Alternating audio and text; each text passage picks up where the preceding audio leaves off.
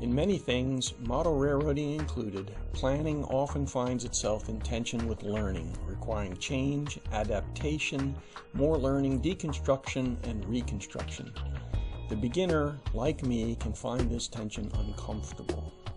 The first layout started in December of 2021. I envisioned 2 loops for 2 DC trains. The lower loop used the train set from the Christmas tree train used for decades.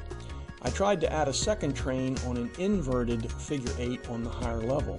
This idea was abandoned due to my inability to work out the non-standard track connections, which led to Plan 2. Plan 2 kept it simple with 2 separate DC loops. The lower level would house the village and operate a passenger loop.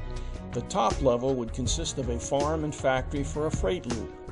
As scenery work progressed, I stumbled upon YouTube as a valuable modeling resource. One YouTube video explained how to cut track to fill a non-standard space.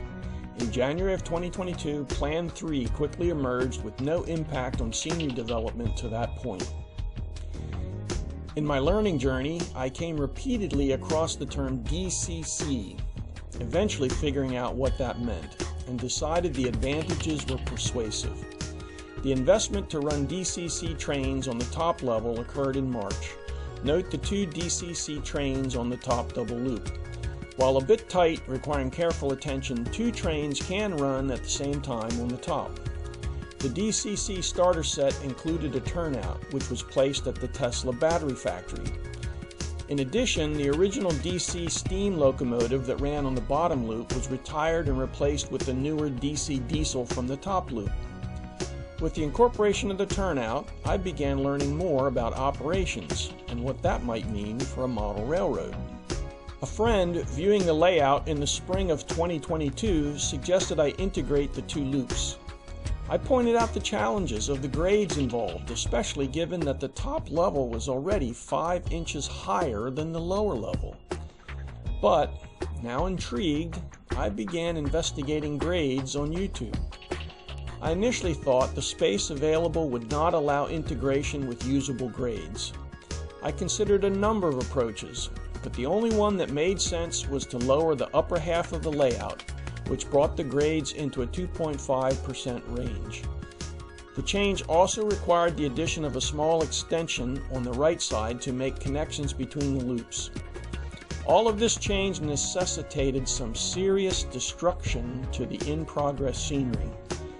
After considerable effort, the 2 DC loops became one large integrated DCC loop with an over-under track segment noted by the arrow.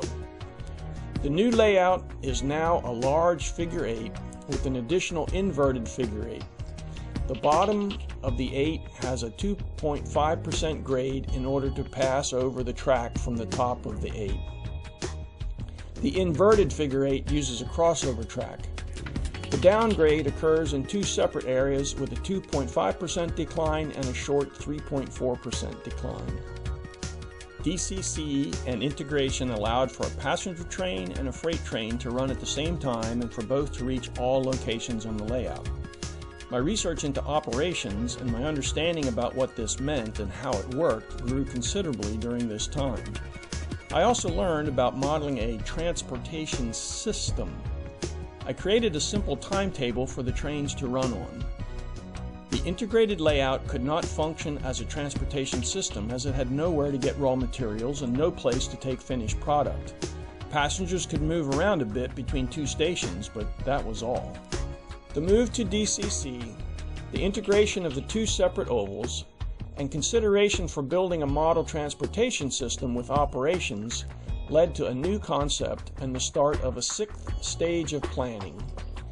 I began planning an interchange for a short line.